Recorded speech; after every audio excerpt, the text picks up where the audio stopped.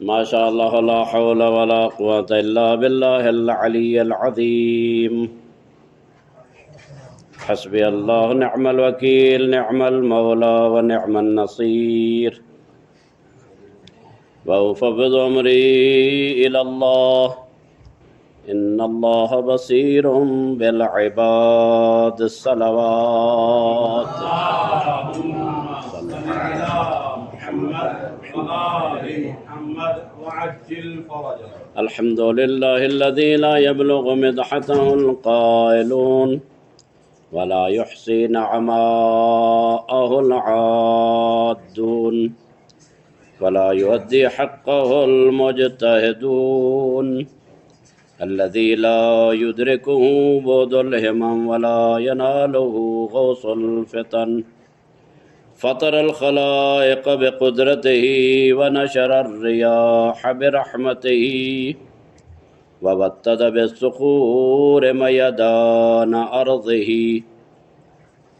والصلاة والسلام على العبد المؤيد والرسول المسدد المصطفى الأمجد المحمود الأحمد حبيب إله العالمين أبي القاسم محمد. اللهم صل على محمد وآل محمد وعجل فرجه. وآل الطيبين الطاهرين المعصومين الغر الميامين المنتجبين المكرمين الذين ذهب الله عنهم الرجس وطهرهم تطهيرا. اللهم صل على محمد وآل محمد ورحمة الله على محبيهم ومواليهم وشيعتهم أجمعين واللعن الدائم على أعدائهم ملعونين من يوم عداوتهم إلى أبد الآبدين.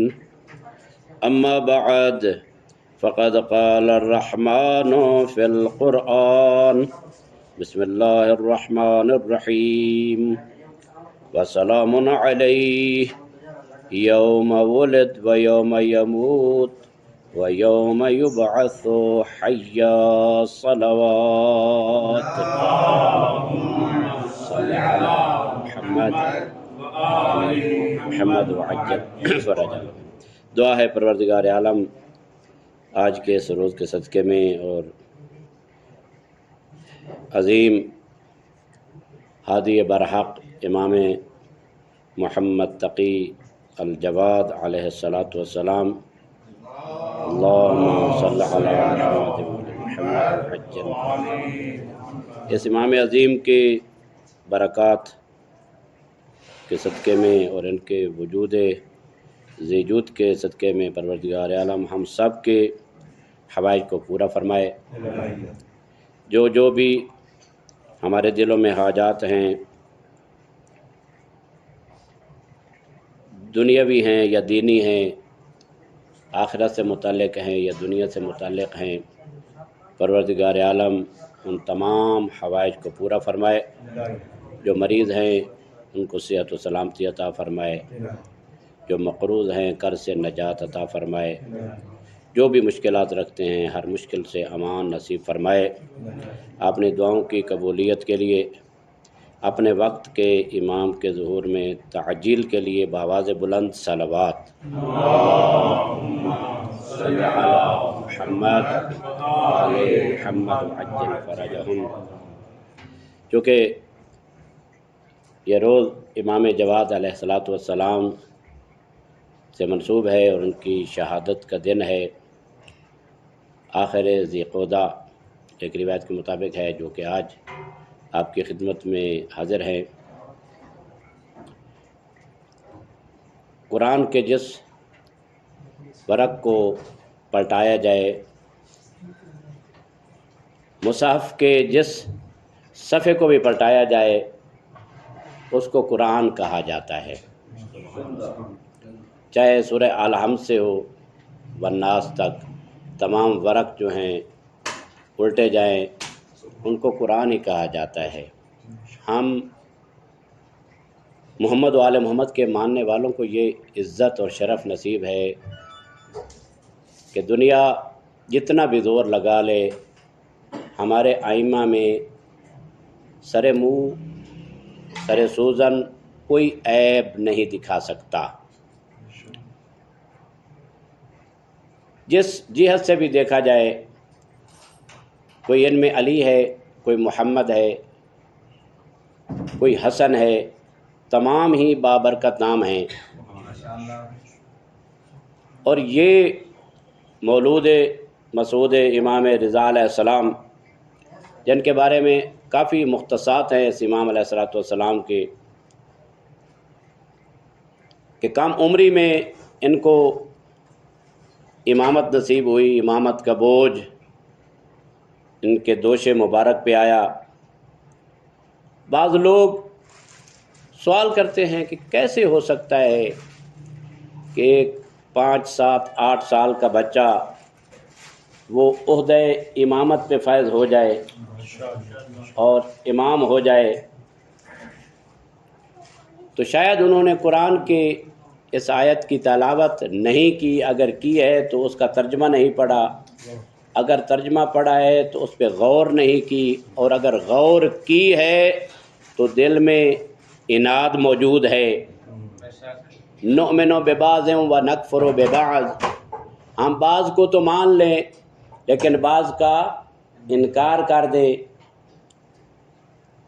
حضرت عیسیٰ ابن مریم روح اللہ کے بارے میں انی عبد اللہ، وہ کہاں کہہ رہے ہیں، کس وقت؟ جب 40 سال کی عمر میں تھے؟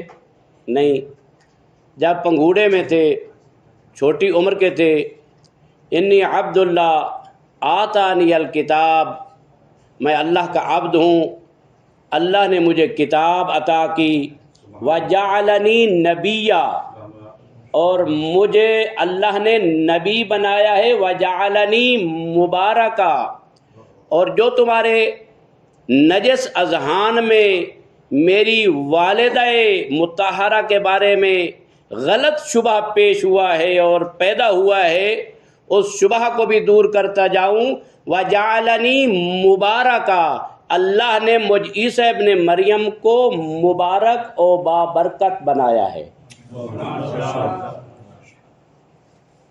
اور میرے اوپر سلام ہے کہ جس دن میں پیدا ہوا، جس دن میں مروں گا، اور جہاں مجھے خدا مبعوث کرے گا اور اٹھائے گا، تمام حالتوں میں مجھ عیسیٰ ابن مریم پر سلامتی ہی سلامتی ہے۔ اگر یہ آیت پڑھی ہے تو انہیں معلوم ہو جانا چاہیے خداوند ذوالجلال عہدہ نبوت 1 2 3 دن کے بچے کو عطا کر سکتا ہے، 8 یا 7 سال کے امام جواد علیہ السلام کو امامت کیوں نہیں عطا کر سکتا ہے؟ یہ ایک عہدہ الہی ہے۔ البتہ امام علیہ السلام کے بارے میں لوگوں کو پریشانیاں ہوئیں، شیعیان کو بھی پریشانی ہوئی کہ امام علیہ السلام کو اولاد نہیں ہوئی، امام علی ابن موسیٰ رضا علیہ السلام کو کافی عرصہ تک اور پریشان تھے۔ جب اس مولود مسعود کی ولادت کی خبر امام رضا علیہ السلام کو ملی تو تاریخ کے الفاظ ہیں، تو جب خبر ملی تو امام علیہ السلام پوری رات اور دن امام علیہ السلام کے گہوارے اور پنگوڑے کے گرد جو ہے وہ طواف کرتے رہے۔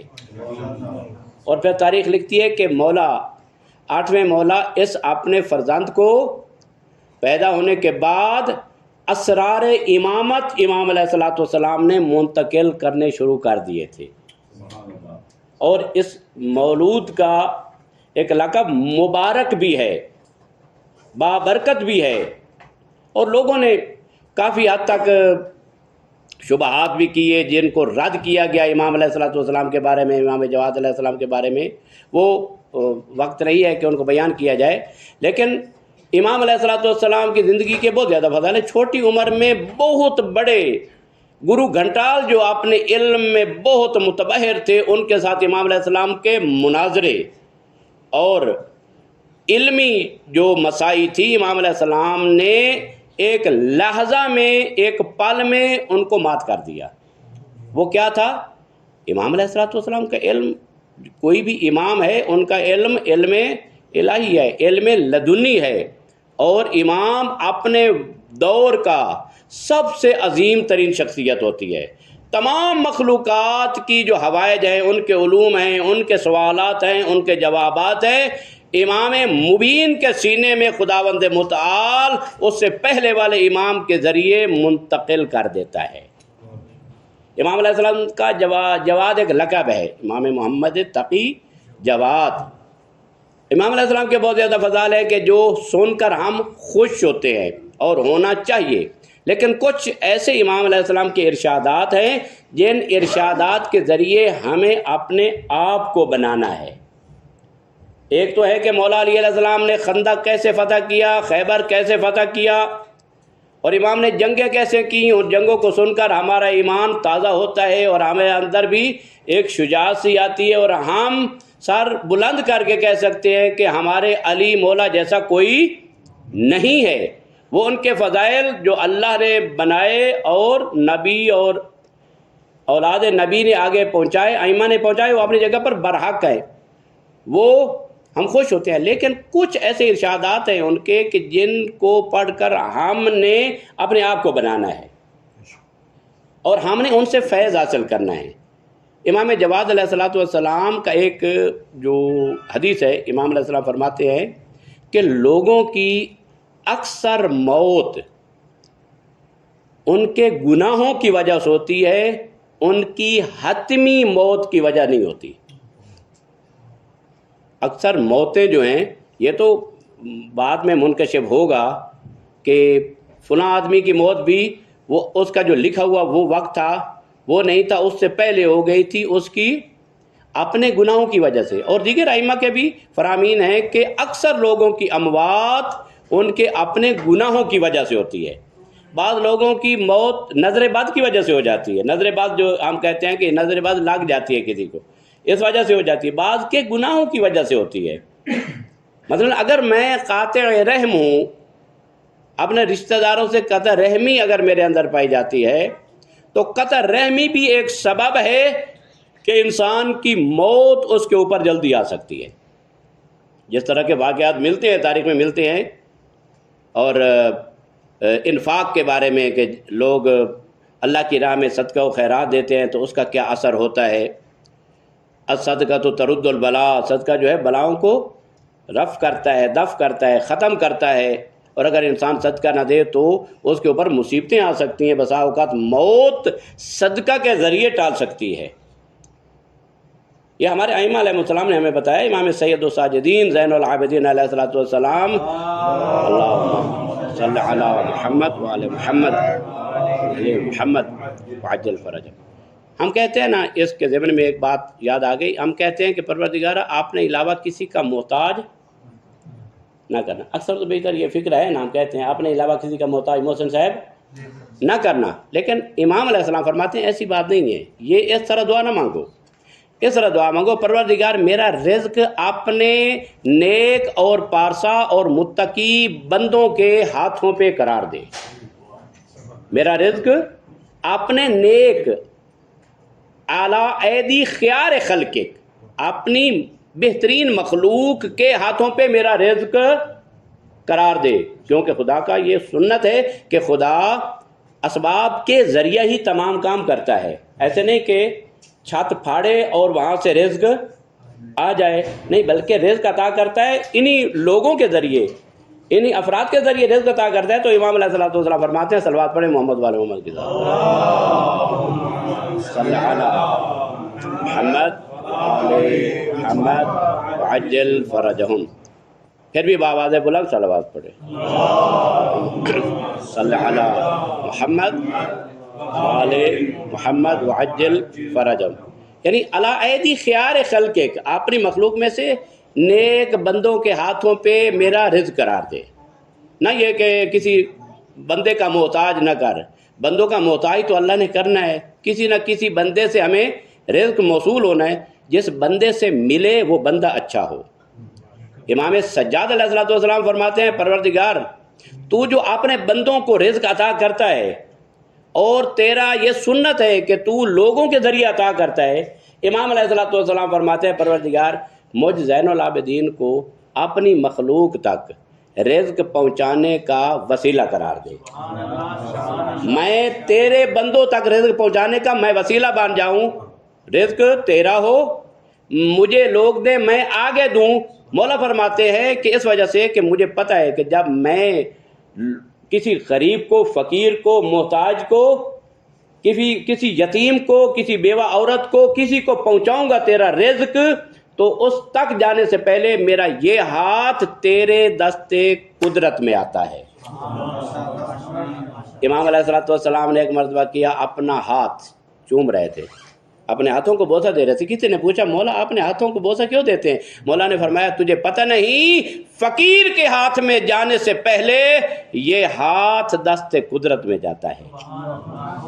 الصدقۃ ترد البلا، البتہ یہ ہے کہ اس میں اخلاص ہو، خلوص ہو، کہ یہ میں دے رہا ہوں قربتاً اللہ، پروردگار تیری خاطر میں دے رہا ہوں، نہ اس میں میں تصویر بناؤں گا، نہ اس میں میں اخبار میں دوں گا، نہ رسالے میں دوں گا، کسی جگہ نہیں دوں گا، کسی کو پتہ نہیں چلے گا کون دیتا ہے، اس لیے کہ کافی لوگوں کو پتہ چلا تھا امام سجاد علیہ السلام کی شہادت کے بعد کہ جو ہر روز ہمیں غذا دے جاتے تھے وہ سید الساجدین تھے۔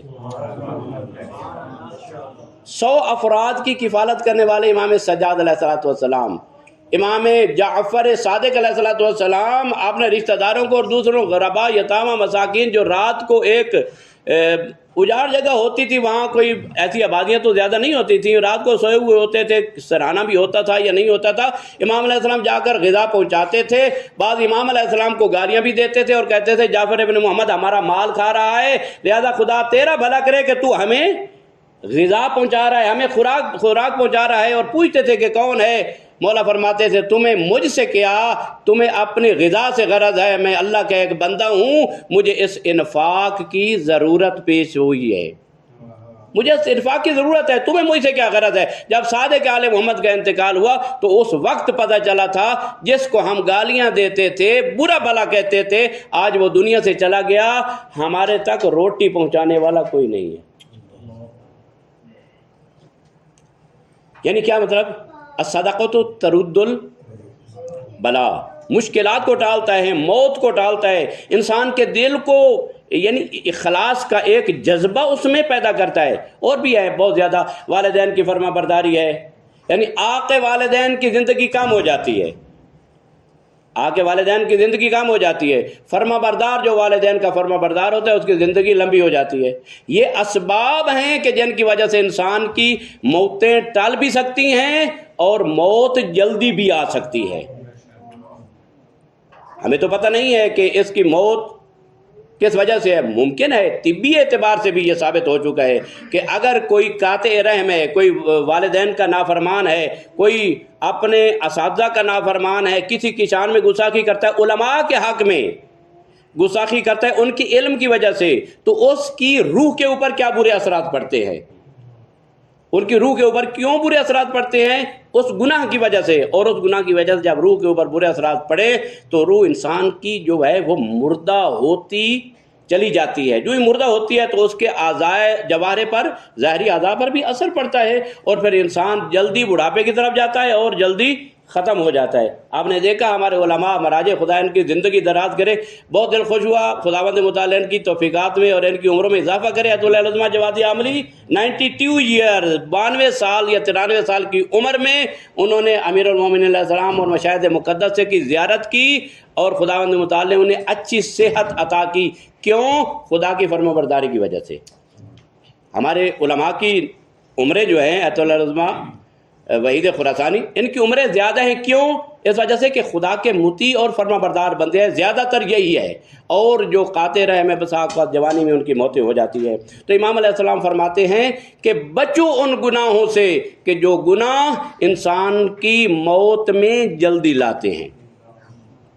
اللہم اغفر لی الذنوب التی تحتک العصم، جو عصمتوں کو برباد کر دیتے ہیں۔ پروردگار میرے وہ گناہ بخش دے۔ عصمتوں کو برباد کرنا ہماری نظر میں تو کچھ بھی نہیں ہے نا، کہ ہم دوسروں کے بارے میں اپنی زبان میں جو وہ چاشنی سی ہمیں آتی ہے ان کو بیان کرتے ہوئے، ہماری زبان میں تو بہت زیادہ مٹھاس آتی ہے کہ ہم فلاں آدمی کو خراب کر رہے ہیں، لیکن اصل یہ نہیں ہے۔ اصل میں یہ ہے کہ وہ خود اپنے آپ کو خراب کر رہے ہیں۔ ممکن ہے میری بات اس تک پہنچے یا نہ پہنچے، اس کی کردار کشی اتنی ہو سکے یا نہ ہو سکے، میری اپنی روح کی خرابی اس میں ممکن ہے اور بہت زیادہ ہو رہی ہے۔ تحت کل عصم تنزل البلا تقطع الرجا، کون کون سے گناہ امیر المومنین نے شمار کی ہے؟ رجا کو ختم کر دیتے ہیں، امید کو ختم کر دیتے ہیں انسان کی۔ وہ کون سے گناہ ہیں؟ امام جواد علیہ السلام فرماتے ہیں بچو ان گناہوں سے کہ جو گناہ انسان کی موت لانے میں جلدی کرتے ہیں، اور جو نیکیاں جو انسان کی عمر میں اضافہ کرتی ہیں، وہ نیکیاں تو بہت زیادہ ہیں، مشخص نہیں ہے کہ کون سی نیکی، لیکن ہر نیکی کا کوئی نہ کوئی انسان کو فائدہ ضرور ہوتا ہے۔ مثلا ہم شاید اس کو اتنا زیادہ نیکی نہ سمجھیں، لیکن ایک گھر کے سربراہ کا اپنی بیوی بچوں کے ساتھ خوش اخلاقی کے ساتھ پیش آنا، یہ کیسی بات ہے؟ گھر کا سربراہ ہے، میں اپنی بیوی بچوں کے ساتھ بیٹھتا ہوں، تو مجھے کیسا ہونا چاہیے؟ معصوم فرماتے ہیں کہ ایسا بنو کہ جب تم گھر سے چلے جاؤ تو تمہارے بچے تمہارے انتظار میں ہوں کہ بابا کب آتے ہیں۔ ایسے نہ بنو کہ جب تم بیٹھے ہو تو بچے اس طرح بیٹھے ہوں کہ جس طرح مثلا 11ویں کی رات ہے، 11ویں کی رات کی طرح بچے سہمے ہوئے نہ ہوں، تم سے ڈرے نہیں، تمہاری آنکھ میں ہیبت ہو، تمہارے کردار میں نرمی ہو۔ کردار میں نرمی ہونی چاہیے۔ بچے بیٹھے ہیں سہمے بیٹھے نہیں، بچوں کو اپنا دوست بناؤ، ان کے اوپر کڑی نظر بھی رکھو، ان کو اپنا دوست بھی بناؤ، اور تم سے بچھڑنے کے لیے وہ آمادہ نہ ہو۔ ایسے نہ بنو کہ بابا جب باہر جائے تو کہیں خدایا تیرا بہت بڑا شکر ہے کہ آج بابا جو ہے وہ باہر گئے لمبی مدت کے لیے۔ نہیں، بیوی کے ساتھ بیٹھنا، بچوں کے ساتھ بیٹھنا، بیوی کے ساتھ تو میں نے حدیث پڑھی ہے نا، اپنی بیوی کے ساتھ ہنس کر بات کرنا اور خوش اخلاقی کے ساتھ بات کرنا مسجد النبی میں 1 سال اعتکاف بیٹھنے سے زیادہ فضیلت رکھتا ہے۔ یا علی، کام میں ہاتھ بٹانا۔ آپ کو 1 دن پہلے ایک سوال بھی آیا تھا کہ وہ عورت سوال کر رہی تھی کہ مولانا بتائیں کہ ہمارے فرائض کیا ہیں، ہمارے حقوق کیا ہیں، کہ مرد کہتے ہیں کہ ہماری ذمہ داری ہے کہ ہم تمہارے ساتھ کام میں ہاتھ بٹائیں، یہ تمہارا کام ہے تم کرو۔ میں نے کہا نہیں، تمہاری عورتوں کی فقط 2 ذمہ داریاں ہیں جو مردوں کے بارے میں ہیں کہ تم پوری کرو۔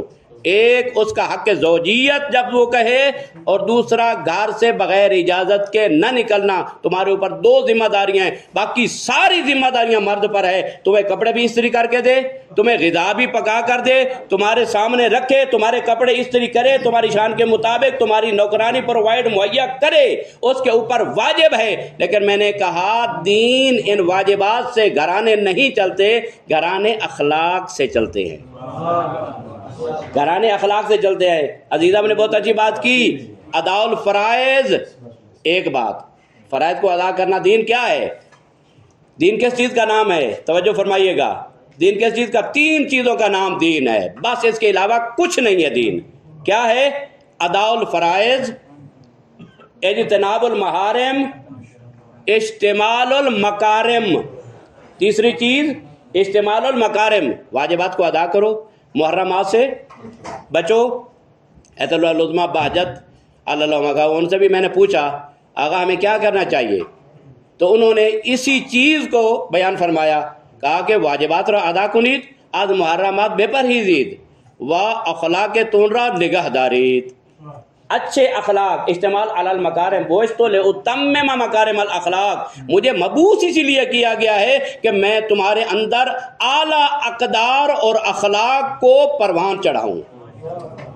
جن کے میں نماز پڑھوں، نماز پڑھ کر ابوسن کمتریرہ میں اپنا منہ بنا لوں کہ میں ہی میں ہوں، میری نماز کا کیا فائدہ ہے؟ میرے روزے کا کیا فائدہ ہے؟ میں اگر گناہ سے بچ جاتا ہوں، گناہ سے بچنے کا کیا فائدہ ہے کہ جب میں بچ کر کہوں کہ میں تو اس گناہ سے بچ گیا، میں پارسا اور متقی بن گیا، میرے سے علاوہ اور کون ہے جو بہتر ہو؟ نہیں میرے بھائی، نہ واجبات اس وقت کام آئیں گے، نہ محرمات سے پرہیز، بلکہ اس وقت جب ان دونوں کے ساتھ استعمال علی المکارم ہو، جب لوگ تم سے ملیں، خالط الناس مخالطتا ان متم بقوا علیکم وان عشتم حلوا الیکم، لوگوں کے ساتھ اس طرح رہو کہ جب تم زندہ رہو تو تمہارے ملنے کے مشتاق ہوں، اور جب دنیا سے چلے جاؤ تو تمہارے لیے تعزیت کریں، تمہارے لیے آہو بکا کریں، کہیں اللہ کا بندہ تھا، نیک تھا، فلاں تھا، فلاں تھا، دنیا سے چلا گیا، اب اس کی محبت ہمیں تنگ کر رہی ہے۔ یہ تو نہیں کہ لوگ کہیں جل تو جلال تو آئی بلا ٹال تو۔ مولا اور ائمہ علیہ السلام کے فرامین میں بھی ہے کہ مراجع بھی فرماتے ہیں کہ اگر غالباً ایت اللہ العظمہ فاضل رحمۃ اللہ علیہ کا یہ قول ہے کہ وہ بھی ائمہ علیہ السلام سے نقل کرتے ہیں کہ اگر تم لوگوں کے ساتھ اچھائی کے ساتھ پیش آؤ نا، خوش اخلاقی کے ساتھ، قولوا للناس حسنا، اس پر کچھ خرچ بھی نہیں ہوتا، پیسے بھی نہیں لگتے، کچھ بھی نہیں لگتا، لوگوں کے ساتھ اچھے اخلاق کے ساتھ پیش آؤ، اگر تم اچھے اخلاق کا مظاہرہ کرتے ہو لوگوں کے سامنے تو تمہیں خداوند متعال نماز شب کا ثواب عطا کرے گا۔ وہ انفرادی ہے، وہ اجتماعی ہے۔ نماز شب کا ثواب اگر میں پڑھتا ہوں تو مجھے ہوگا۔ خوش اخلاقی ایک ایسا عطر ہے، ایک ایسی خوشبو ہے، جب ہم اس ڈبی کو اور اس شیشی کو کھولتے ہیں تو پھر 1 2 3 نہیں، اس تمام ماحول کو وہ معطر کر دیتی ہے۔ اور بعض اخلاقی انہی ائمہ علیہ السلام کے اقوال میں ہے کہ ہماری ائمہ کی سیرت کیا تھی۔ امام جواد علیہ السلام کی سیرت کیا تھی؟ جواد اس کو کہتے ہیں جو بغیر مانگے عطا کرتا ہے، بغیر۔ آج ہم جائیں بی بی کے پاس اور اللہ کو واسطہ دیں بی بی کا اور امام جواد علیہ السلام کا، اور آپ کو تو پتہ ہے کہ کریم کسے کہتے ہیں، اور آلات جو سپرلیٹو ڈگری ہے وہ کس کی ہے؟ جواد، دیتا ہے بغیر مانگے کے عطا کرتا ہے۔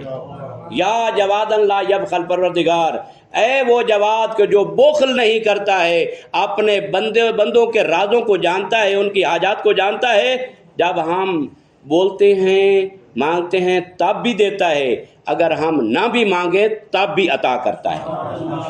اس امام جواد علیہ السلام کے صدقے میں مانگے۔ امام علیہ السلام فرماتے ہیں من زار قبر عمتی فاطمہ بقوم، جو میری پھوپھی کی زیارت کرتا ہے قوم میں، واجبت لہ الجنہ، اس کے اوپر جنت واجب ہو جاتی ہے۔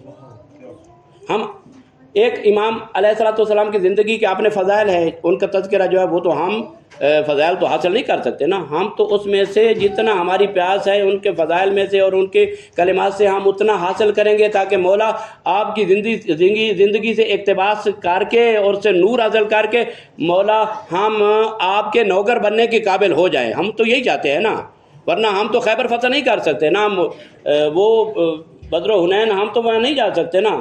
ہم مولا کے ان فضائل اور مناقب اور ان کے فرامین سے اقتباس کر کے ہم زندگی کو اچھی بنا سکتے ہیں، بہتر بنا سکتے ہیں، اس میں اچھائی لا سکتے ہیں، تو یہی ہمارے لیے بہت زیادہ فضیلت ہوگی، ہمارے لیے بہت بڑا کمال ہوگا۔ اور تو ہم کچھ نہیں کر سکتے، ہم فقط توسل کر سکتے ہیں اس ذات گرامی امام جواد علیہ السلام سے توسل کریں کہ کم عمری میں امامت ملی، کم عمری میں شہادت ملی، 25 سال کی عمر تھی۔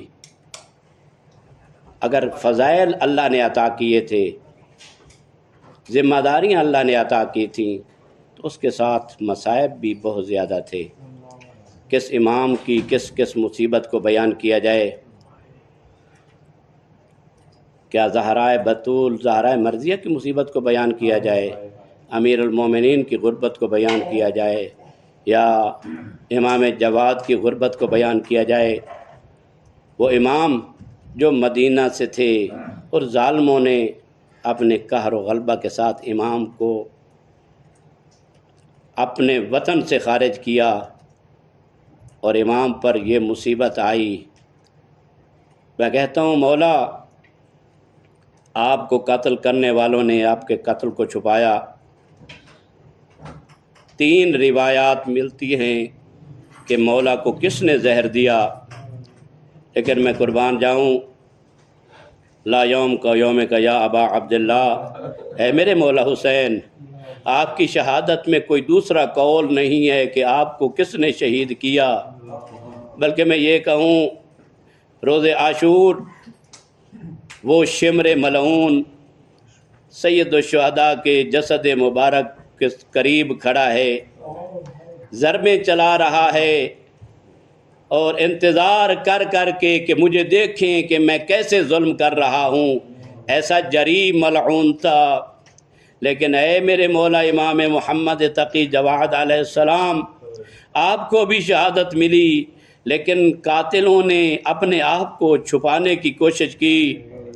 وہ ملعونہ جس نے زہر دے دی، اتنی زہر حلال تھی اور اتنی سخت زہر تھی، جب امام علیہ السلام نے اس زہر کو نوش فرمایا، مختلف روایات ہیں، انگوروں میں دی، کھجوروں میں دی، لیکن اس موت سے امام فرار نہیں کر سکتا، وہ حتمی موت تھی۔ جب امام علیہ السلام کو زہر کا اثر ہوا تو امام علیہ السلام نے فرمایا، اے خدا کی دشمن، اے ام الفضل، خدا تیرے اوپر ایسی مرض کو مسلط کرے گا جس کا کوئی علاج بھی نہ ہوگا، تو نے مجھے زہر دی ہے۔ میں کہتا ہوں مولا کیسی غربت تھی آپ کے اوپر، جب زہر نے اثر کیا تو کیا کیفیت تھی، مولا نے تڑپنا شروع کیا، مولا پانی مانگ رہے تھے، یہ اپنی کنیزوں کو کہہ رہی تھی تم اونچی آواز کرو تاکہ مولا کے پانی مانگنے کی آواز باہر تک نہ جا سکے۔ اور میرے مولا میں آپ پر قربان جاؤں، امام محمد تقی علیہ السلام، لیکن میں کہتا ہوں مولا آپ نے کچھ دیر پہلے پانی تو پیا ہوگا، اور لیکن قربان جاؤں مولا حسین، اور 3 دن کے بھوکے اور پیاسے جو یہ کہتے تھے، اور ظالم ایک گھونٹ پانی کا دے دو اور مجھے پیاس نے مار ڈالا ہے۔ اے میرے مولا آپ پر بہت بڑی مصیبت تھی، مولا نے تڑپ تڑپ کے جان آفرین کے حوالے کی، پھر اس سے زیادہ ظلم بالائے ظلم ہوا، مولا کے جسد اطہر کو چھت کے اوپر ڈال دیا گیا، اور میں نے پڑھا ہے ان ظالموں نے مل کر امام محمد تقی علیہ السلام کے جسد اطہر کو چھت سے نیچے گرا دیا، اور فرزند زہرا میں کہتا ہوں آپ کے جسم کو سالم تو رکھا، لیکن میں قربان جاؤں وَقَطَّعُوهُ إِرْبًا إِرْبًا۔ اے مولا امام محمد تقی علیہ السلام، آپ کو غسل دینے والے موجود، کفن پہنانے والے موجود، آپ کا جنازہ پڑھنے والے موجود، لیکن میں قربان جاؤں امام سجاد پر جو کہتے تھے پھوپھی اماں اور میرے بابے کا لاشا پڑا ہے اور میرے پاس نہ غسل کا وقت ہے، نہ کفن کا کپڑا ہے اور نہ دفن کی اجازت ہے، اللہ لعنت اللہ علی القوم الظالمین وسیعلم الذین ظلموا